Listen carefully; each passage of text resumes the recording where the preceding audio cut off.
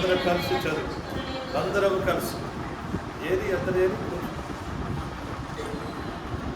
సగ తగ్గిపోయారండి.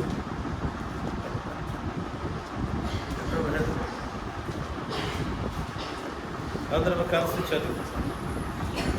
మీరు నన్ను ఏర్పరచుకొనలేదు, మీరు నా పేరిట తండ్రిని ఏమడుగుదరో అది ఆయన మీకు అనుగ్రహించినట్లు మీరు వెళ్ళి ఫలించుటకును మీ ఫలము నిలిచినటకు నేను మిమ్మల్ని ఏర్పరచుకొని నియమించుటని.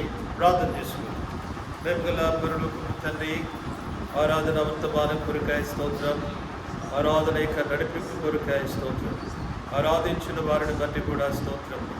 నా మధ్యలో ఉంచబడిన ప్రభు యొక్క బలను బట్టి వందనములు చెల్లిస్తున్నాం. విరుబడ్డ మీ శరీరము కార్చబడ్డ రక్తాన్ని బట్టి స్తోత్రం. నా శరీరము తిని నా రక్తం త్రాగువాడే నిత్య జీవము గలవాడు, అంత్యదినమున వారు లేపుతానని సెలవిచ్చినందుకు స్తోత్రం.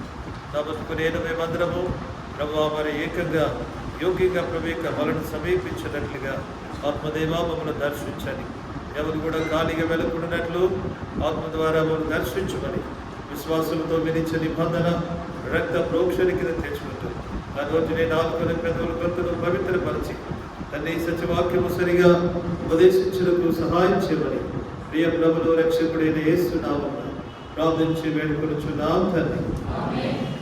ఆమేన్. కూర్చోండి దయచేసి.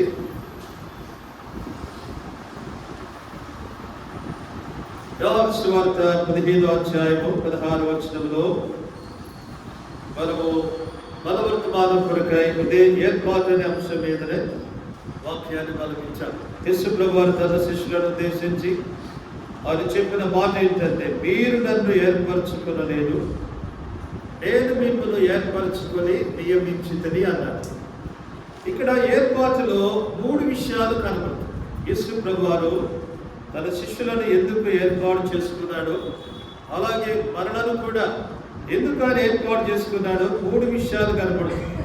మొదటి విషయం ఏంటంటే, మీరు నా పేరిట తండ్రిని ఏమడుగుదరో అది ఆయన మీకు అనుగ్రహించారు. చూడండి, దేవుని ఏర్పాటులో ఎంత మంచి విషయం ఉన్నదంటే, మీరు నా పేరిట తండ్రిని ఏమడుగుదరో.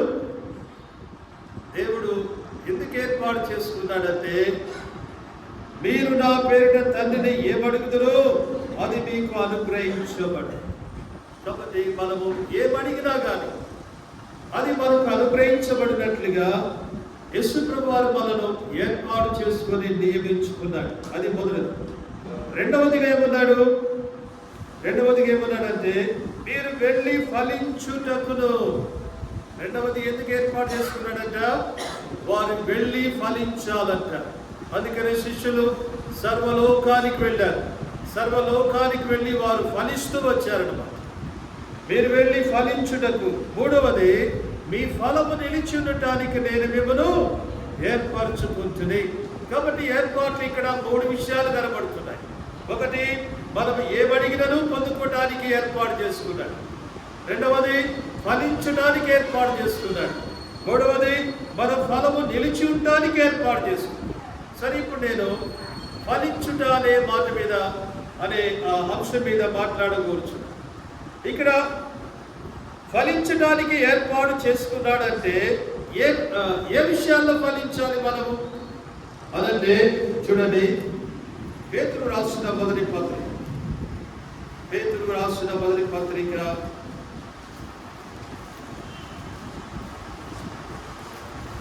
మొదటి అధ్యాయము, మొదటి పేతురు మొదటి అధ్యాయము 8-9 వచనాలు కలుసును.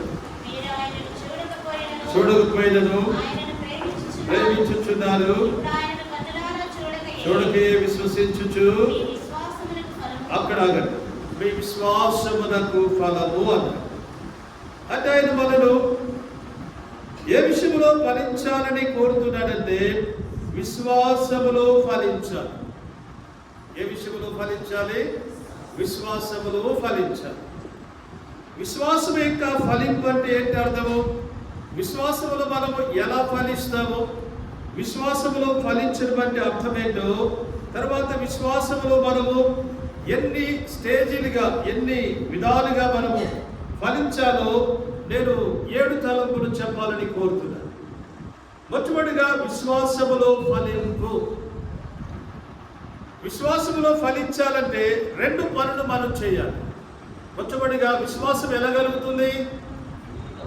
వినుట వలన విశ్వాసము కలుగుతుంది అని బైబిల్ చెబుతుంది. చూడండి, రోమా 10వ అధ్యాయము 17వ వచనం. రోమీలకు రాసిన పత్రిక 10వ అధ్యాయము 17వ వచనం. వినుట వలన విశ్వాసం కలుగును. వినుట వల్ల ఏం కలుగుతుందంట? విశ్వాసం కలుగుతుంది. వినుట అనేది దేని గురించి వినాలి? క్రీస్తుని కూర్చున్న మాట వింటే, ఏదో లోక విషయాలు వింటే నీకు విశ్వాసం కలగదు. విశ్వాసం ఎప్పుడు కలుగుతుంది? వినుట క్రీస్తుని కూర్చున్న మాట వలన కలుగు. క్రీస్తుని కూర్చున్న మాటలు వింటే ఏ కలుగుతుంది? విశ్వాసం కలుగుతుంది. కాబట్టి క్రీస్తుని కూర్చున్న మాటలు మనం వినాలి. వినాలనే దగ్గర ఎట్లా వినాలి? ఎలా వినాలంటే, ఎలా వింటే మనకు విశ్వాసం ఫలిస్తుంది? లూకాసు వార్త 8వ అధ్యాయం. లూకాసు వార్త 8వ అధ్యాయము 15వ వచనం. కోరిన వారెవరనగా యోగ్యమైన మంచి మనసుతో. ఎంత మంచి మాట వ్రాయబడింది. ఎట్లా విన్నారంటమ్మా? యోగ్యమైన మంచి మనసుతో విన్నారు. కొంతమంది గొడుగుతా సరుగుతా వింటాడు, ఎంతసేపు చెప్తాడు. మరి కొంతమంది రకరకాల వింటారు. అయితే ఇక్కడ ఎట్లా విన్నారంట వారు? యోగ్యమైన మంచి మనసుతో వాక్యాన్ని విని అవలంబించి ఓపికతో ఫలించారు. కాబట్టి ఇక్కడ వారు ఫలించడానికి కారణం ఏంటంటే వినడమే. ఎట్లా విన్నారు? యోగ్యమైన మంచి మనసుతో విన్నారు. కాబట్టి యోగ్యమైన మంచి మనసుతో ఎప్పుడైతే మనం వింటామో అప్పుడు విశ్వాసం కలుగుతుంది. నువ్వు మందిరానికి వచ్చి అక్కడ కూర్చొని తూగిపోతే ఏ విశ్వాసం కలుగుతుంది? మందిరానికి వచ్చి 100 సార్లు కిందకి పైకి తిరిగితే ఏ విశ్వాసం కలుగుతుంది? కొంతమంది శ్రద్ధగా వింటున్నారు, రాసుకుంటున్నారు, వారికి విశ్వాసం కలుగుతుంది. కాబట్టి వినుట ఎలా వినాలంటే యోగ్యమైన మంచి మనసుతో విన్నప్పుడు, క్రీస్తుని కూర్చున్న మాటలు యోగ్యమైన మంచి మనసుతో విన్నప్పుడు వినుట వలన విశ్వాసం కలుగుతుంది. ఇంకా ద్వితీయోపదేశ కాండము 28వ అధ్యాయము 28వ అధ్యాయం 1వ వచనం చదువు. నీవు నీ దేవుడైన యెహోవా మాట ఎట్లా వినాలంటమ్మా? శ్రద్ధగా. నీవు ఎవరు మాట? అది నీవు నీ దేవుడైన యెహోవా మాట. కొన్నిసార్లు సీఎం గారి మీటింగ్స్ జరుగుతున్నప్పుడు, పిఎం గారి మీటింగ్ జరుగుతున్నప్పుడు అక్కడ మరి దానికి సంబంధించిన వాళ్ళు ఏం చెప్తాడా అని చెప్పి చాలా శ్రద్ధగా వింటా, రాసుకుంటా ఉంటారు. అయితే ఇక్కడ ఎవరి మాట? పిఎం గారి మాట కంటే, సీఎం గారి మాట కంటే ఎవరి మాట ఇది? నీ దేవుడైన యెహోవా మాట. ఎట్లా వినాలి? శ్రద్ధగా విని. కాబట్టి దేవుని మాట శ్రద్ధగా వినాలి. యోగ్యమైన మంచి మనసుతో క్రీస్తు మాట విన్నప్పుడు వినుట వలన విశ్వాసం కలుగుతుంది. కాబట్టి విశ్వాసములో ఫలించడానికి మొట్టమొదటిగా మనము ఇలాగున విని విశ్వాసం పొందుకునే వారిగా ఉండాలి. రెండవదిగా విశ్వాసములు ఫలించడానికి రెండో విషయం ఏంటంటే రోమీలకు రాసిన పత్రిక 1వ అధ్యాయము Romans chapter 1 and verse 17th verse. ఎందుకనగా జీవించుటనే రాయబడిన ప్రకారము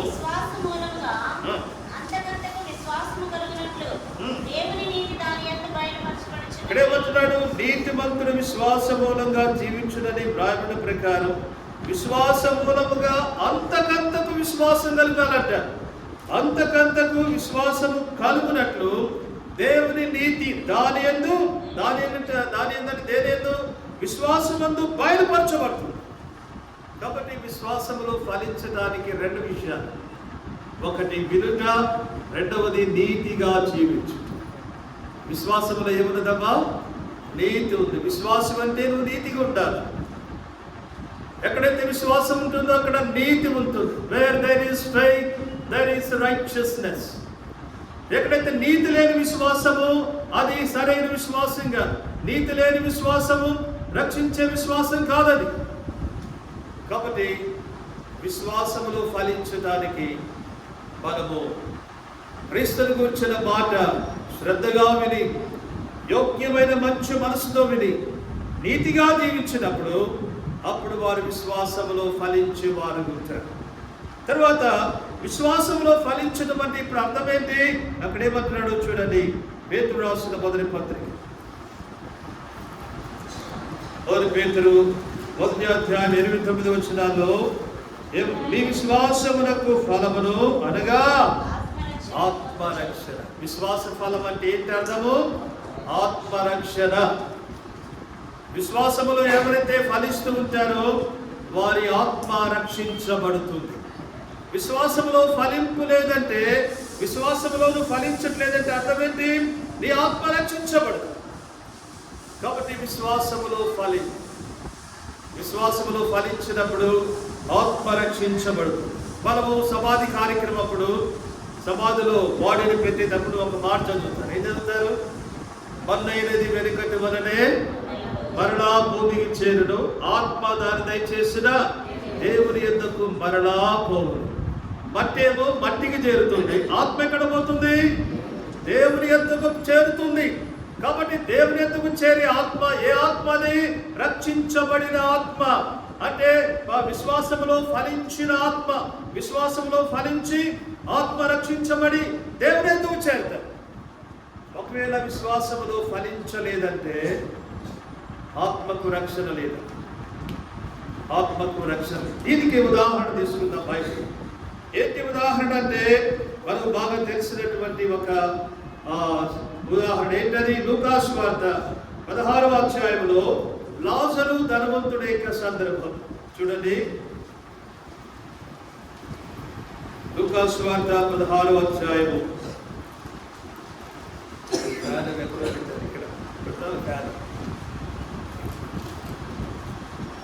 లూకా సువార్త 16వ అధ్యాయము 20వ వచనం. లాజరు ఒక దరిద్రుడెనెను, వాడు పురుగులతో నిండిన వాడై ధనవంతుని ఇంటి వాకిట పడి ఉండి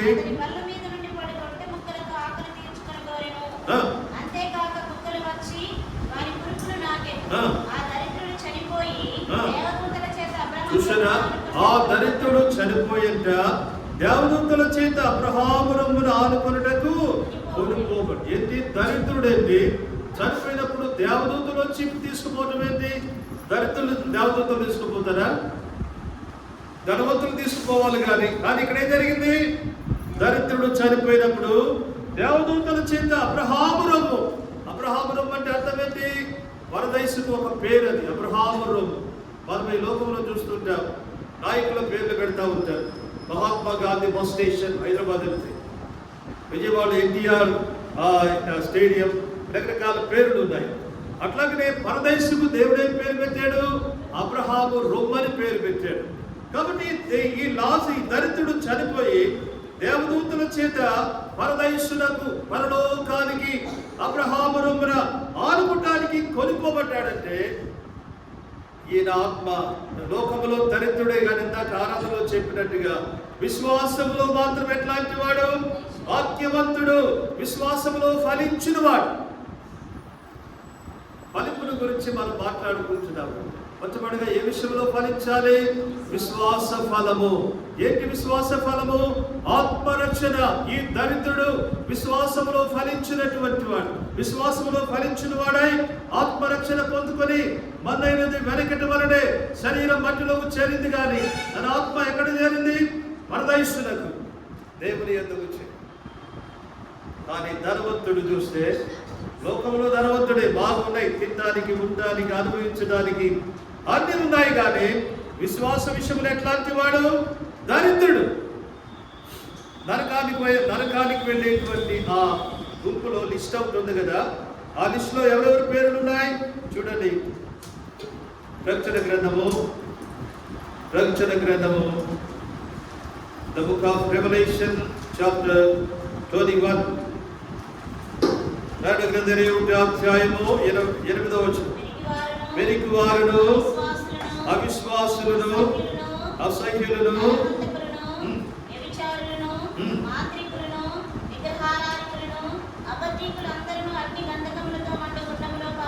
ఈ అగ్నిగుండములో పాలు పొందేటువంటి వాళ్ళు ఎవరున్నారు? అవిశ్వాసులు. ఇప్పుడు ఈ ధనవంతుడు అగ్నిలోనికి వెళ్ళిపోయాడంటే అర్థమేంటి? అతడు విశ్వాసములో ఫలించిన వాడు కాదు, విశ్వాసి కాడు. విశ్వాసములో ఫలింపు లేదు కాబట్టి విశ్వాసములు ఎవరైతే ఫలిస్తారో వారి ఆత్మ రక్షించబడుతుంది. లాజరు చూస్తే దరిద్రుడే గాని విశ్వాసములో ఫలించిన వాడు, ఆత్మరక్షణ పొందినటువంటి వాడు కాబట్టి తాను మరణించినప్పుడు తన దేహము మట్టికి అప్పగించబడింది కానీ ఆత్మదేవుని దగ్గరికి ఇచ్చేది. కాబట్టి మొట్టమొదటిగా మనము విశ్వాసములో ఫలించాలి. విశ్వాస ఫలింపు అంటే అర్థమేంటి? ఆత్మరక్షణ.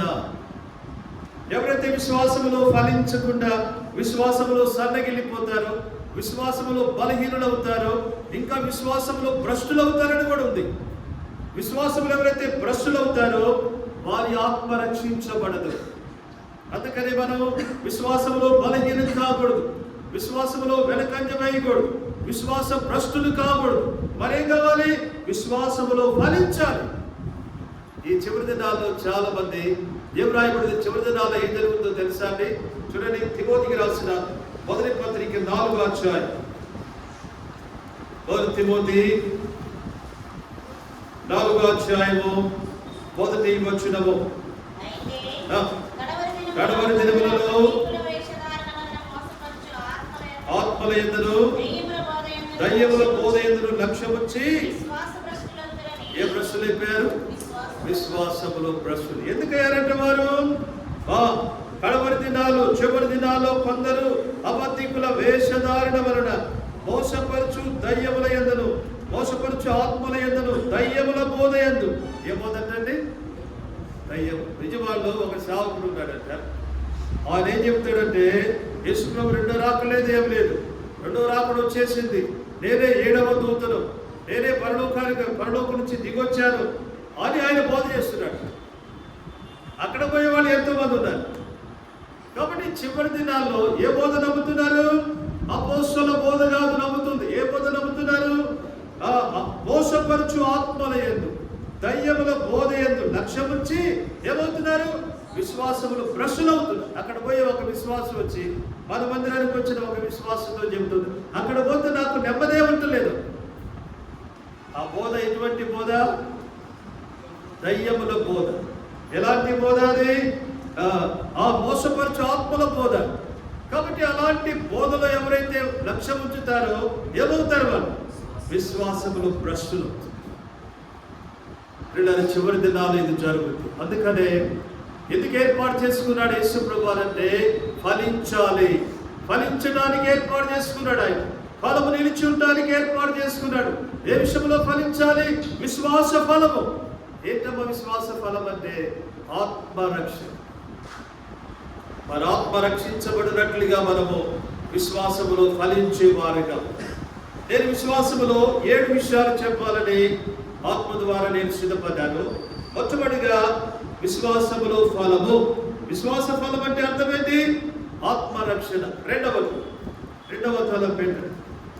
రెండవదిగా 2వ దశలోనికి పత్రిక, 2 Thessalonians chapter 5 and verse 3. 2వ దశలోనికి పత్రిక 1వ అధ్యాయం 3వ వచనం. సహోదరులారా,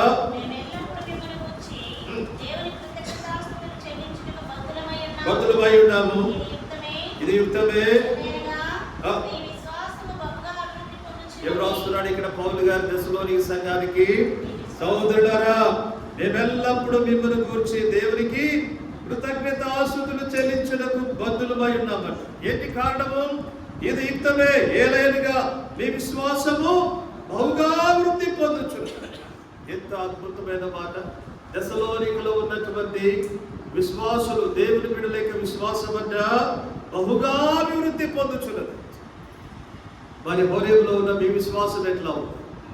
విశ్వాసములో ఫలిస్తున్నారా? రెండవది, విశ్వాసంలో అభివృద్ధి చెందుతున్నారా? ఇక్కడ విశ్వాసంలో బహుగా అభివృద్ధి చెందడం అంటే అర్థం ఏంటి?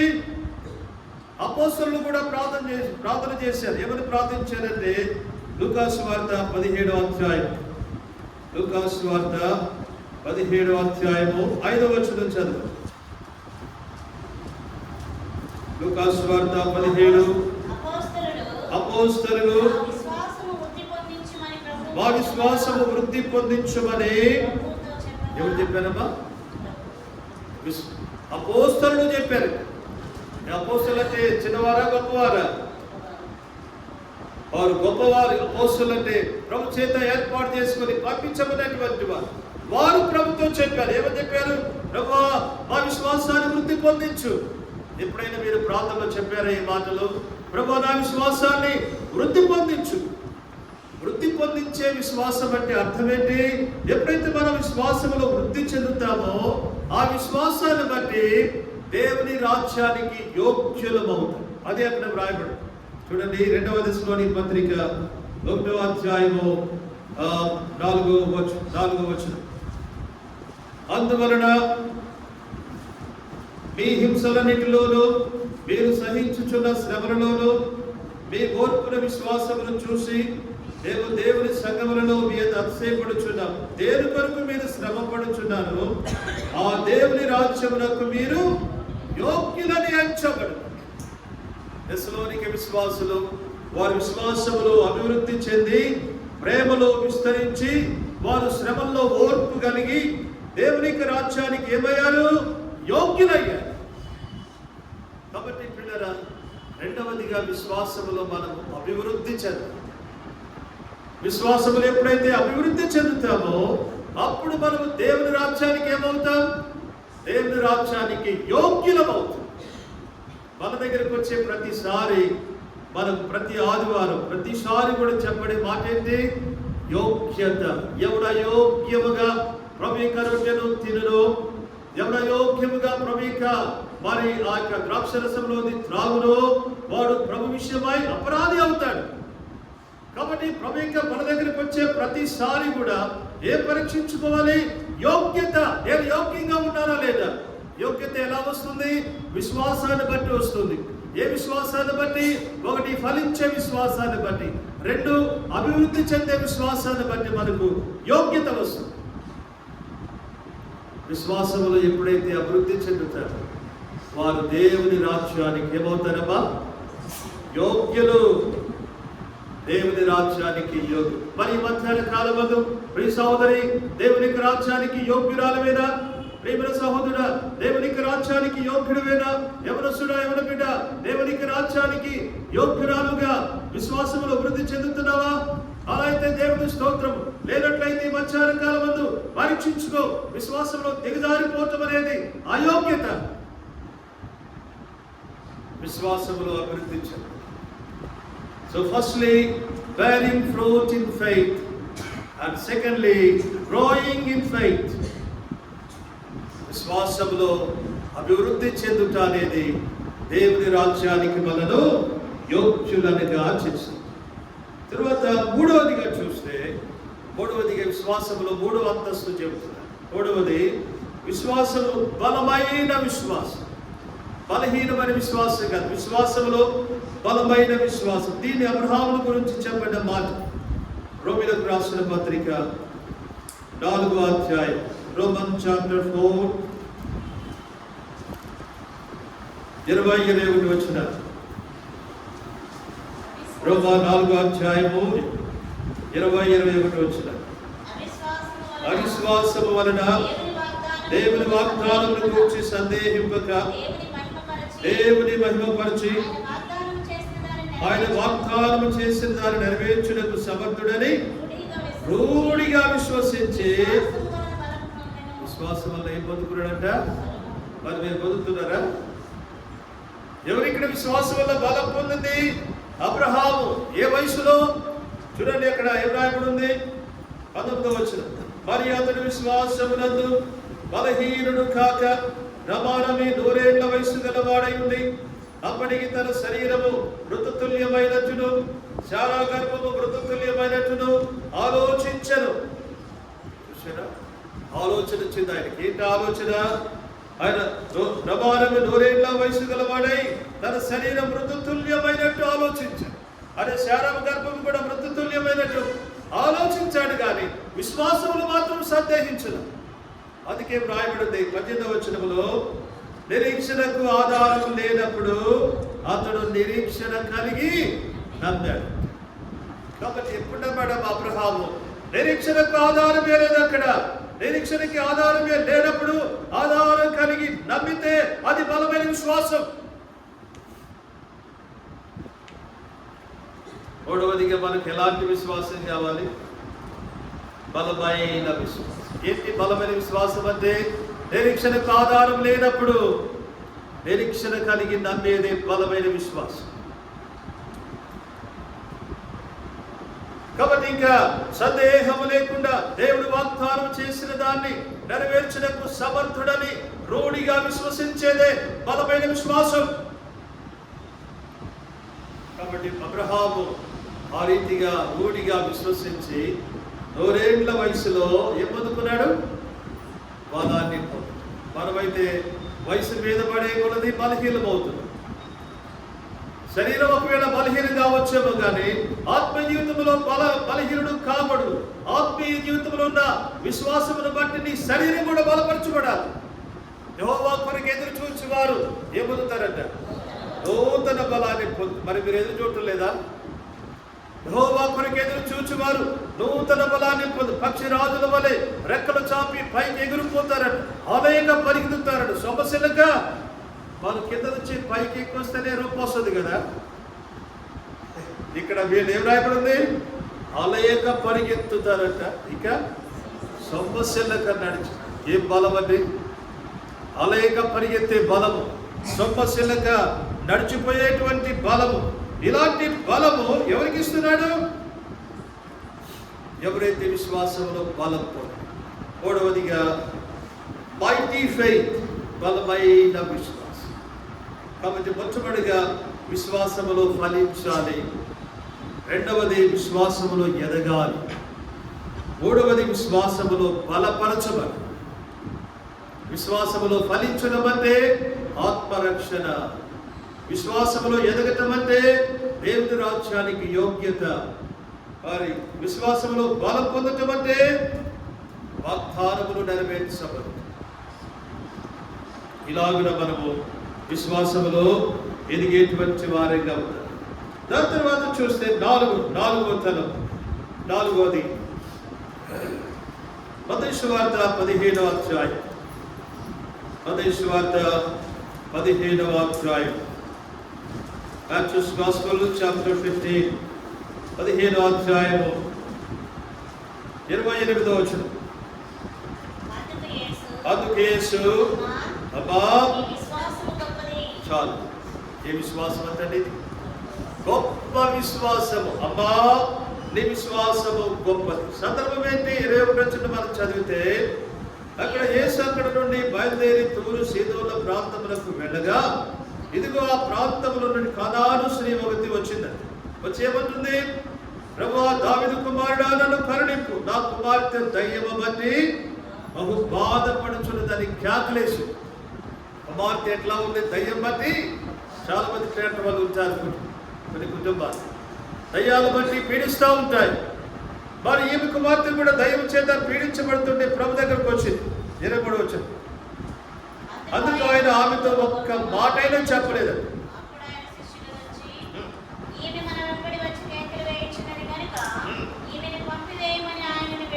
ఇక్కడ యేసు ప్రభువారు ఆ స్త్రీని ఏం చేశారంటే పరీక్షిస్తే ఎంత పరీక్షించాడు? ఒక్క మాట కూడా చెప్పలేదు. శిష్యులు అన్నారు, ప్రభువా, మన వెంట కేకలేసుకుని ఒకసారి పంపించే అంటే ప్రభువారేమో, నేను ఆమె కోసం రాలేదు. ఎవరి కోసం వచ్చాను? ఇశ్రాయేలు కోసం వచ్చాను. ఇది కూడా ఆమెను పరీక్షించడానికి చెప్పిన మాట. ఇంకా తర్వాత ఏమవుతుంది? తర్వాత చూడండి 25వ వచనం.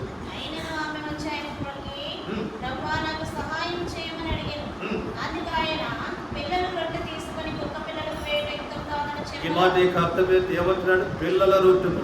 పిల్లలు అంటే ఎవరు? ఇశ్రాయేలు. అమ్మ, నేను ముందుగా ఇశ్రాయేలు పోషించాలమ్మా. ముందుగా ఇశ్రాయేలుకు సహాయపడాలి, తర్వాత మీకు అని అక్కడ ప్రభు చెబితే ఏమన్నాడంటే కుక్క పిల్లల వేయడం యుక్తము కాదంటే అప్పుడు ఏమంటుందామె? నిజమే ప్రభువా, కుక్క పిల్లలు కూడా తమ యజమానుల బల్ల మీద నుండి పడు ముక్కలు ఈ మాట చెప్పగానే అప్పుడు యేసు ప్రభు ఏమన్నాడంటే అమ్మా నీ విశ్వాసము ఎట్లా అయింది? ఈ విశ్వాసం గొప్పది అంటే ఓపికతో యేసు ప్రభువాన్ని వెంబడించింది, తగ్గించుకుంది, దీనురాలైంది. అవును ప్రభా, నేను కుక్క పిల్ల లాంటి దానినే, ఆయనను యజమానుల వాళ్ళ మీద నుంచి పడే మొక్కలు ఆ కుక్క పిల్లలు తింటున్నట్లుగా నేను కూడా ఆశిస్తున్నాను. విశ్వాసము గొప్ప. కాబట్టి ఎప్పుడైతే ఆ విశ్వాసము గొప్పదైందో అప్పుడు ప్రభు ఏమన్నాడు? అమ్మా నీవు కోరినట్టే నీకు అవునుగా కానీ ఆమెతో చెప్పాను. ఆ గడియలోనే ఆమె కుమార్తె స్వస్థపరచు. మనకు స్వస్థత పొందడానికి ఎలాంటి విశ్వాసం కావాలి? గొప్ప విశ్వాసం కావాలి. నేను విజయవాడ దగ్గర వెంకటపాలెం అనే ఒక ఊరు, అక్కడ సేవ చేస్తున్నప్పుడు నాకు 3 కుమారుడు. మా చిన్న కుమారుడు కడుపు నొప్పితోటి తీవ్రంగా బాధపడింది, చాలా బాధపడింది.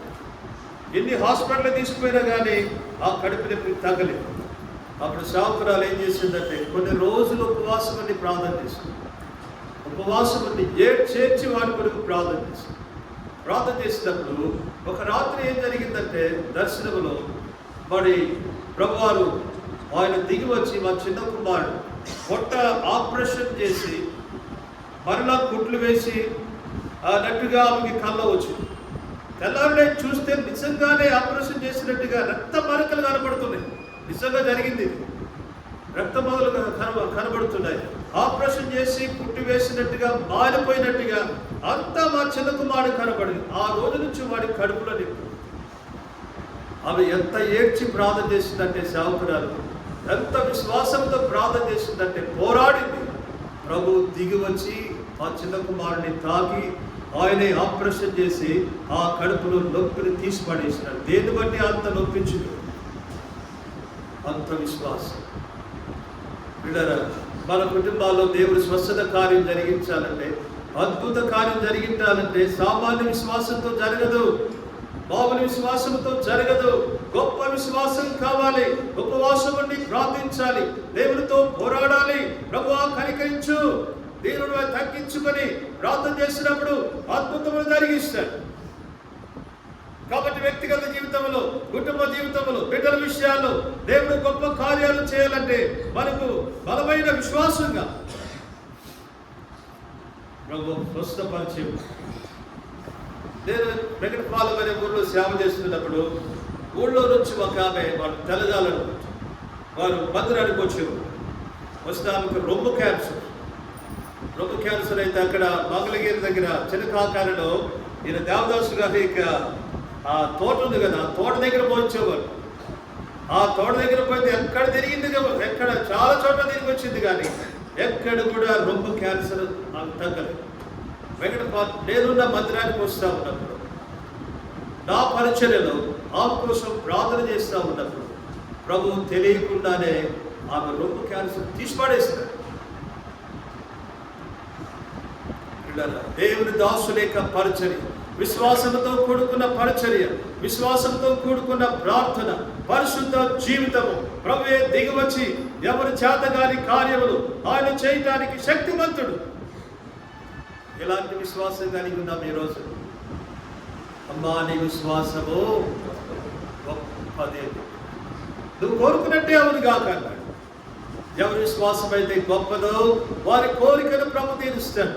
ఎవరి విశ్వాసం అయితే గొప్పదో వారి బిడ్డల విషయమై వారి కోరికలు తీరుస్తాడు. వారి కుటుంబ విషయమై వారి కోరికలు తీరుస్తాడు. వారి ప్రార్థనలకు దేవుడు జవాబిస్తాడు. బలహీనమైన విశ్వాసం ఉన్న వాళ్ళు దేవుని మహిమను చూడాలి. లాజరు చనిపోయినప్పుడు సమాధిలో పెట్టిన తర్వాత యేసు ప్రభు దగ్గరే ఉన్నాడు, రాలేదు. తర్వాత వచ్చినప్పుడు మార్తా మరియలు ఏడుస్తూ ఉంటే యేసు ప్రభు మార్తతో ఒక మాట చెప్పాడు. ఏం చెప్పాడు? అబ్బా నువ్వు నమ్మిన ఎడలా, చెప్పండి మిగతా మాట, దేవుని మహిమను చూస్తావు. మార్తా నువ్వు నమ్మిన ఎడలా దేవుని మహిమను చూస్తావు. యోహాను సువార్త 11వ అధ్యాయం, యోహాను సువార్త 11వ అధ్యాయము 40వ వచనం. అందుకు యేసు, నీవు నమ్మిన యెడల దేవుని మహిమను చూద్దుమని నేను నీతో చెప్పలేదు. ఏం చెప్పాడు? నువ్వు నమ్మిన యెడల దేవుని మహిమను చూస్తావు. వారు ప్రత్యక్షంగానే దేవుని మహిమను చూశారు. ఏ మహిమను చూశారు? పునరుత్థాన మహిమను చూశారు. లాజరు చనిపోయి సమాధిలో పెట్టబడి 4 రోజులు అయిపోయింది, కుళ్ళిపోయాడు. ప్రభువా సమాధి దగ్గరకు వచ్చి, లాజరు బయటికి రాని చెప్పి పిలవగానే మృతుడైపోయిన లాజరు బ్రతికి వచ్చాడు. ఏ మహిమ అది? పునరుత్థాన మహిమ. మృతుల్లో నుంచి తిరిగి లేచి వచ్చాడు. ఆ మహిమను వారు ఎట్లా చూడగలిగారంటే, వార్తలు నమ్మిన యెడల దేవుని మహిమను చూస్తాం. కాబట్టి విశ్వసించిన వారందరూ కూడా రేపు 2వ రాకడలో యేసు ప్రభువు వారి యొక్క మహిమను చూడబోతున్నారు. పునరుత్థాన మహిమ. క్రీస్తునందు నిద్రించిన వారందరూ కూడా మొదటి పునరుత్థానంలో లెగుస్తారు. ఆ టైంలో బ్రతికున్నటువంటి వారందరూ కూడా మార్పు చెంది వీరందరూ కూడా కలుసుకొని మేఘాల మీద ప్రభు యేసు క్రీస్తు వారిని కలుసుకోవడానికి మేఘాల మీద ఎత్తబడతారు. నమ్మిన వారు ఏం చూస్తారు చెప్పండి? నమ్మారా? దేవుని మహిమను చూసి అంత విశ్వాసం ఉందా? అంత విశ్వాసం కలిగి ఉన్నావా? కాబట్టి దేవుడు మనం ఎందుకు ఏర్పాటు చేసుకున్నాడంటే ఫలించాలి. ఏ విషయంలో ఫలించాలి? విశ్వాసములో ఫలించాలి. విశ్వాసములో ఫలిస్తే ఆత్మరక్షణ. విశ్వాసములో అభివృద్ధి చెందితే రాజ్యానికి యోగ్యులు. తర్వాత విశ్వాసములో మరి బలపరచబడితే వాగ్దానము నెరవేర్చబడతాయి. తర్వాత 4వదిగా గొప్ప విశ్వాసమును బట్టి ఆయన మన కోరికను తీర్చేవాడుగా ఉంటాడు. కీర్తనల గ్రంథము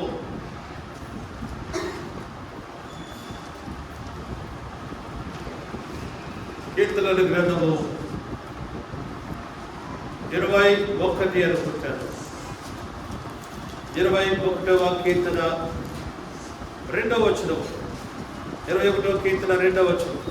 అతని మనోభీష్టము నీవు సఫలము చేయించున్నావు, అతని పెదవులలో నుండి వచ్చిన ప్రార్థన నీవు.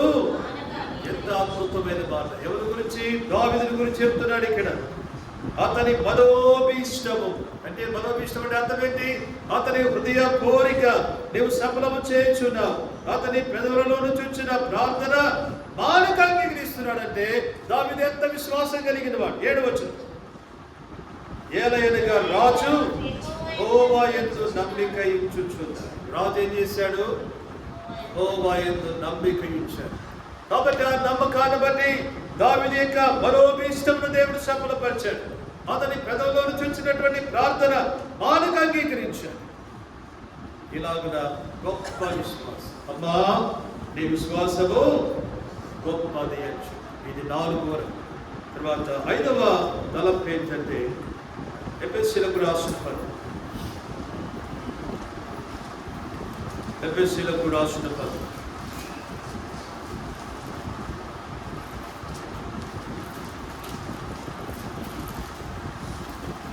6వ అధ్యాయము.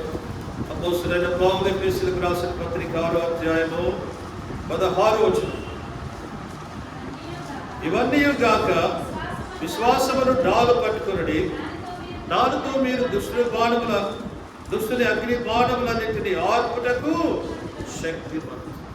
5వదిగా చూస్తే 5వదిగా క్యాపబుల్ ఫెయిత్ అంటే విశ్వాసములో శక్తిమంతులు. విశ్వాసములు ఏం కావాలి? శక్తిమంతులు. ఎంత శక్తిమంతులు కావాలంటే ఇక్కడ ఏం రాయబడి ఉంది? ఇవన్నీ కాక విశ్వాసం అనే డాలు పట్టుకోండి. ఆ డాలు పట్టుకుంటేనంటే ఏం జరుగుతుంది? దానితో మీరు దుష్టుని అగ్ని బాణములన్నిటినీ ఆర్పటానికి శక్తిమంతులు. దుష్టుడు అనేవాడు ఒకడు ఉన్నాడు. వాడు ఏం చేస్తుంటాడు? మన కుటుంబాలు నెమ్మదిగా ఉండని, మన హృదయాలు నెమ్మదిగా ఉండని వాడు ఏం చేస్తాడు?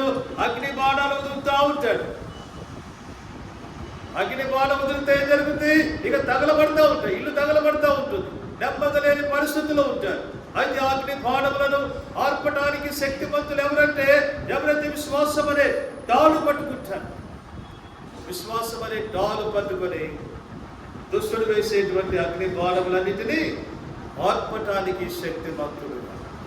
నేను రీసెంట్గా వేస్తవారిపేట అని ఖమ్మం దగ్గర ఉంటుంది, అక్కడ హౌస్ డెడికేషన్ కోసం వెళ్ళి ఇట్లాగే వాక్యం జరుగుతూ ఉంటే అంత దూరం నుండి గాలి తుఫాను వస్తూ ఉంది, దగ్గరకు వస్తూ ఉంది. ఇంకా అందరూ లేచి వెళ్ళిపోదాం అంటున్నాడు. కీబోర్డ్ వేసి అతను చదువుకుంటున్నాడు.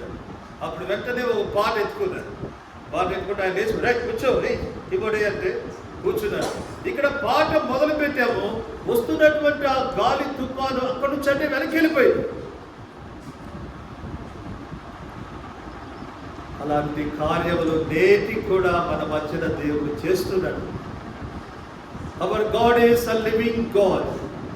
మన దేవుడు జీవము కలిగినటువంటి దేవుడు. మన పితరుల కాలంలోనే కాదు, నేటి దినం మన కాలంలో కూడా మన మధ్యన కూడా దేవుడు గొప్ప కార్యములు చేయడానికి శక్తిమంతుడు.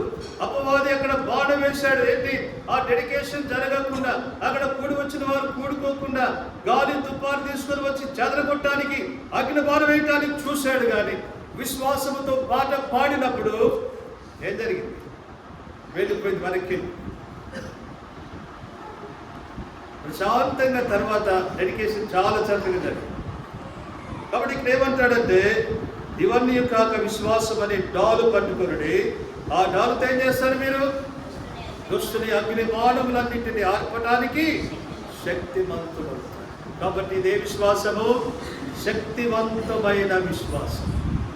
ఆ మైటీ ఫెయిత్, ఇలాంటి శక్తివంతమైన విశ్వాసము దేవుని ప్రజలుగా కలిగిన వారిగా ఉంటారు. తర్వాత 6వ విషయం ఏంటంటే, 6వది 1వ యోహాను పత్రిక, యోహాను రాసిన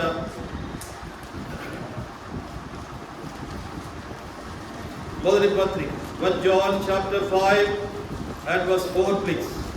మొదటి యోహాను పత్రిక 5వ అధ్యాయము 4వ వచనం. దేవుని మూలముగా పుట్టిన వారందరూ లోకమును జయించుదురు, లోకమును జయించిన విజయము. ఇది 6వదిగా ఏ విశ్వాసం? ఇది జయించే విశ్వాసం, ఓడిపోయే విశ్వాసం కాదమ్మా. ఏ విశ్వాసం ఇది? జయించే విశ్వాసం. దేన్ని జయిస్తారంట? లోకాన్ని జయిస్తారు. చాలా మంది దేవుని ప్రజలు లోకాన్ని జయించలేక లోకంలో చతికిలబడిపోతున్నారు, లోకంలో ఓడిపోతున్నారు, లోకంలో కలిసిపోతున్నారు, మందిరాలు మొదలు పెట్టేస్తున్నారు. ఈ చివరి దినాల్లో వారి లోకంలో ఓటమి పాలైపోతున్నారు. కానీ ఇక్కడ ఏమి రాయబడింది? దేవుని మూలంగా పుట్టిన వారందరూ ఏం చేస్తారు? లోకమును జయిస్తారు. లోకమును జయించిన విజయము మన విశ్వాసం అన్న. దేవుడు ఎలాంటి విశ్వాసం ఇచ్చాడంటే, లోకాన్ని జయించే విశ్వాసం. ఈ లోకం ఎలాంటిది? ఈ లోకము చెడ్డది. ఇంకా ఈ లోకములు ఏమున్నాయి? శరీరాశ. శరీరాశ అంటే ఏంటి? లైంగిక కోరికలు. శరీరాశ అంటే ఇంకా తిండి, భోజనపానం. కాబట్టి శరీరాశ. నేత్రాశ అంటే ఏంటి? చూసిందల్లా కావాలి. జీవటం అంటే ఏంటి? గర్వము. ఇవన్నీ లోకములో ఉన్నాయి. అయితే లోకములో నుండి దేవుడు ఏం చేసుకున్నాడు? మనను ఏర్పాటు చేసుకున్నాడు, లోకము నుండి వేరు చేసుకున్నాడు. కాబట్టి లోకాశలు వద్దు. శరీరాశ, నేత్రాశ, జీవపు డంబాన్ని జయించినటువంటి వారమై విజయవంతమైన జీవితాన్ని దీవించారు. దేవుని మూలంగా పుట్టిన వారందరూ లోకమును జయిస్తారు. లోకమును జయించిన విజయము మన విశ్వాసం. యేసు ప్రభు రాకడ ఎవరి కోసం అమ్మా? ఎవరి కోసము? For whom he is going to come. ఎవరి కోసమని రాబోతున్నాడు? జయించిన వారు. జయించు వారిని కొన్ని పోవా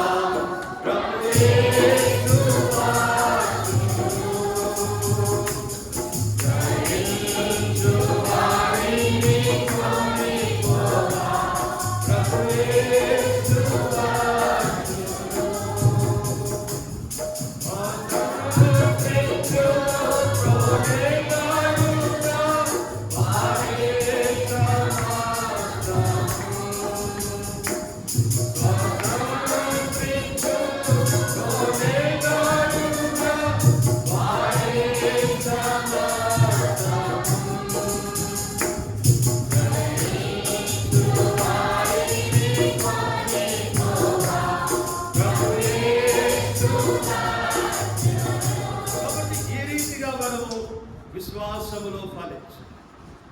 విశ్వాసములో ఫలిస్తే ఆత్మరక్షణ, విశ్వాసములో అభివృద్ధి చెందితే యోగ్యత, విశ్వాసములో బలపరచబడితే వాగ్దానములు నెరవేర్చబడతాయి, విశ్వాసములో గొప్పవారు అయితే కోరికలు తీర్చబడతాయి. తర్వాత శక్తివంతమైన విశ్వాసం కలిగి ఉంటే అపవాది బాణాలు ఆపి పడేస్తాం. దాని తర్వాత విశ్వాసము లోకమును జయించేవి, విజయవంతమైన విశ్వాసం ఉంటే లోకమును జయించేవారు. 7వదిగా చివరిగా ఒక 5 నిమిషాలు ముగించేశారు.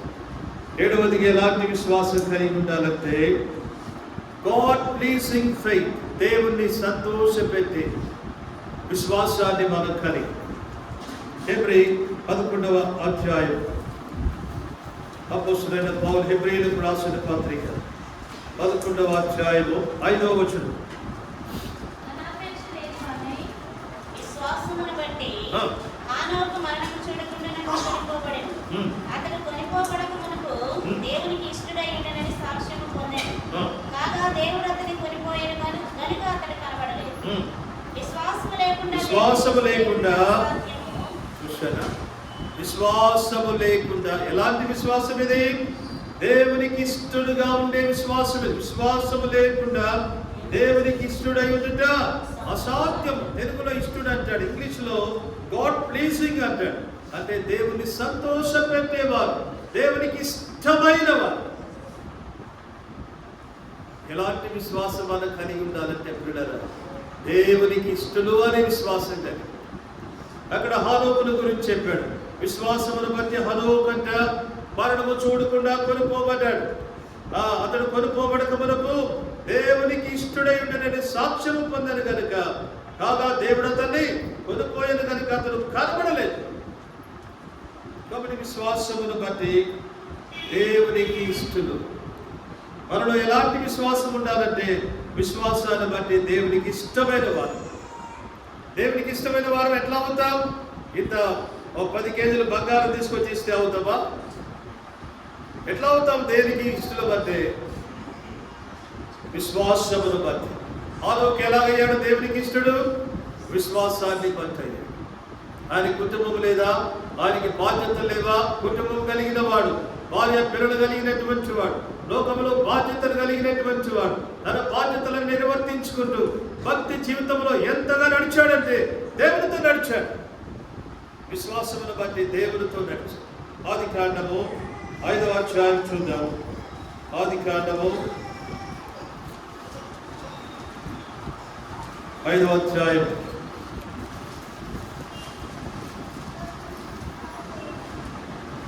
ఆదికాండం 5వ అధ్యాయము 21వ వచనము.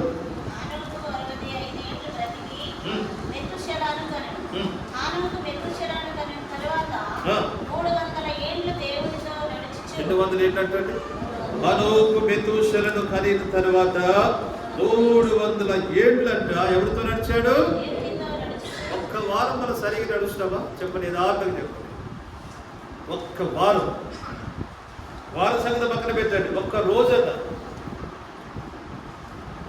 రోజన్న దేవుడితో కరెక్ట్గా ఎక్కడ తప్పిపోకుండా, చూపు, తలకు, క్రియ, ఊహలు ఎక్కడ కూడా తప్పిపోకుండా ఒక్క రోజన్న దేవుడితో కరెక్ట్గా నడుస్తున్నామా? But here we find a man who walked with God constantly 300 years. ఇక్కడ మనం చూస్తున్న ఒక మనుషుని 300 సంవత్సరములు దేవునితో నడిచాడు. ఎంత నడిచాడంటే దేవునికి ఇష్టడైపోయాడు. పరలోకం నుంచి దేవుని దిగి వచ్చాడు. హనోకుతో నడుస్తున్నాడు. హనోకు, నువ్వు నాకు చాలా ఇష్టము, నీకు నువ్వు లేదు నేను ఉండలేను, రా ఈ లోకంలో తెలిపోదవురా. అందుకని హనోకు మరణించలేదు, సమాధి కార్యక్రమం జరగలేదు. ఉన్న పాటనే మార్పు చెందాడు, మహిమ దేహాన్ని ధరించుకున్నాడు, వెళ్ళిపోయాడు. ఎందుకంటే దేవుని వాక్యం చెబుతుంది, రక్త మాంసములు దేవుని రాజ్యాన్ని స్వతంత్రించుకోలేవు. కాబట్టి రక్త మాంసాల్లో ఉన్నటువంటి హనోకు ఎంత మార్పు చెందాడంటే మహిమ దేహంలో మార్పు చెంది ప్రభుతో వెళ్ళిపోయినాడు. రేపు 2వ రాకడ ఇదే జరుగుతుంది. హానోకు ఏ రీతిగా బ్రతికుండగానే మార్పు చెందాడు. ప్రభు యొక్క రెండవ రాత్రిలో క్రీస్తునందు నిద్రించిన వారు మొట్టమొదటిగా తిరిగి లేస్తారు. ఆ తర్వాత బ్రతికున్నటువంటి వారు హానోకు వలె మార్పు చెంది మేఘముల మీద మధ్యాకాశంలో ప్రభుని కలుసుకోవడానికి తీసుకొని పోవాలి. ఎంత విశ్వాసం! విశ్వాసమును బట్టి హానోకు దేవునికి ఇష్టుడనే సాక్ష్యాన్ని పొందాడు. కాబట్టి ఏంటమ్మా మన సాక్ష్యం ఎంతని కాలం? ఏంటి నీ సాక్ష్యం? విశ్వాసమే. ఏంటి నీ సాక్ష్యం? ఏంటి? గయ్యాళి సాక్ష్యమా, లేకపోతే ఇంకా వేరే సాక్ష్యమా? ఏంటి నీ సాక్ష్యం? What is your testimony? విశ్వాసిగా హానోకు ఏ సాక్ష్యాన్ని తెచ్చుకున్నాడు? దేవునికి ఇష్టుడు అనే సాక్ష్యం. విశ్వాసులమైతే మనము ఈ సాక్ష్యాన్ని తెచ్చుకుందాం. ఏ సాక్ష్యము? దేవునికి ఇష్టులనే సాక్ష్యాన్ని తెచ్చుకుందాం. ఎప్పుడైతే ఇలాంటి సాక్ష్యాన్ని తెచ్చుకుంటామో అప్పుడు మనము ఆయన ఏర్పరచుకున్న ప్రకారము విశ్వాసములో ఫలించే వారిగా ఉంటాం. రండి యోహాను సువార్త 17వ అధ్యాయము 16వ వచనం అందరం చదువుకుందాం. అందరం కలిసి. మీరు నన్ను ఏర్పరచుకొనలేదు, మీరు నా పేరున తండ్రిని ఏమడుగుదురో అది ఆయన మీకు అనుగ్రహించునట్లు, నేను వెళ్ళి ఫలించునట్లు, మీ ఫలం నిలిచినట్టు నేను మిమ్మల్ని ఏర్పరచుకొని నియమించు. ఎందుకు ఏర్పాటు చేసుకున్నాడు? ఫలించున్నాడు. ఏ విషయంలో ఫలించాలి? విశ్వాసం. 7 అంతస్తులు చెప్పారు. మొట్టమొదటిగా విశ్వాసములో ఫలించుట. ఫలించుట అంటే అర్థం ఏంటి? ఆత్మరక్షణ. విశ్వాసములో అభివృద్ధి చెందుట అంటే అర్థం ఏంటి? దేవుని రాజ్యానికి యోగ్యత. తర్వాత విశ్వాసములో బలపరచబడుట అంటే అర్థం ఏంటి? వాగ్దానములు నెరవేర్చబడుట. తర్వాత గొప్ప విశ్వాసం అంటే అర్థం ఏంటి? ఆమె కోరిక తీర్చబడు. దాని తర్వాత చూస్తే ఐదవది ఎలాంటి విశ్వాసం? శక్తివంతమైన విశ్వాసం అంటే అర్థం ఏంటి? శత్రు వేసే అగ్ని బాణములు ఆర్పివేసే విశ్వాసం. దాని తర్వాత 6వది ఏంటి? జయించే విశ్వాసం. తర్వాత 7వది ఏంటి? దేవునికి ఇష్టుడనే సాక్ష్యాన్ని కలిగిన విశ్వాసం. ఇలాగున విశ్వాసంలో 7 అంతలుగా ఫలించి చివరి దినాల్లో మనం ఉన్నాం. దేవుని ప్రజల విశ్వాసంలో అడుగంటిపోయే రోజుల్లో మనం ఉన్నాం. చూడారా, విశ్వాస విషయంలో జాగ్రత్త పడి ఆయన ఏర్పరచుకున్న ప్రకారం విశ్వాసంలో ఫలించి ఆయనకి ఇష్టలు ఆయన సాక్ష్యము పొందుకునే విశ్వాసం కలిగి ఉండడానికి ఆత్మదేవుడు మనను బలపరచునుగా. 1 కొరింథీ 11వ అధ్యాయం 28వ వచనం. 1 కొరింథీ 11వ అధ్యాయము 28వ వచనం అందరం కలిసి చదువుకొని లోపలను సమీపిస్తాడు. కాబట్టి ప్రతి మనుషుడు తను తాను పరీక్షించుకోవాలని అలా చేసి ఆ రొట్టెను తిని ఆ పాత్రలో త్రాగవలెను. నేను వాక్యంలో పరీక్షించుకొని యోగ్యంగా ప్రభువును సమీపించడానికి ఆత్మదేవుడు మనకు సహాయం చేయండి.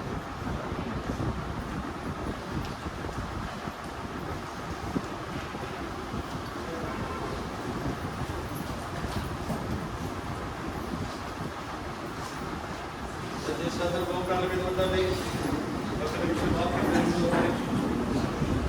సహోదరి విశ్వాసం ఎలా ఉంది? విశ్వాసంలో బలహీనపరచబడుతున్నావా? విశ్వాసంలో కలిస్తే నీకు ఆత్మరక్షణ. విశ్వాసంలో అభివృద్ధి చెందితే యోగ్యత.